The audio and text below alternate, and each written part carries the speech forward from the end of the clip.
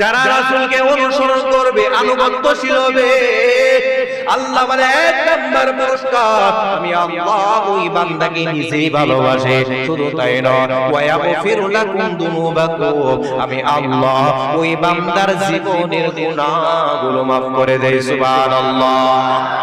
আল্লাহ নিজে ভালোবাসে, গুনাহগুলো মাফ করে দেওয়া হয়।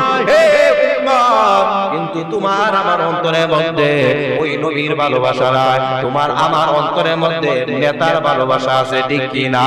তোমার আমার অন্তরের মধ্যে পীর বাবার ভালোবাসা আছে, ঠিক কি না? তোমার আমার অন্তরের মধ্যে দুনিয়ার খারাপিয়তের ভালোবাসা আছে, ঠিক কি না? তোমার আমার অন্তরের মধ্যে বেদিনদের ভালোবাসা আছে, ঠিক কি না? আছে না নাই? যাদের কোনদিন নাই তাদের জন্য তুমি পাগল হয়ে যাও, তাদের জন্য বেকুল হয়ে যাও। কিন্তু পয়গম্বর বলেন, উম্মত আমি নবীকে যদি ভালোবাসতে যাও, আমার আনুগত্যশীল হও।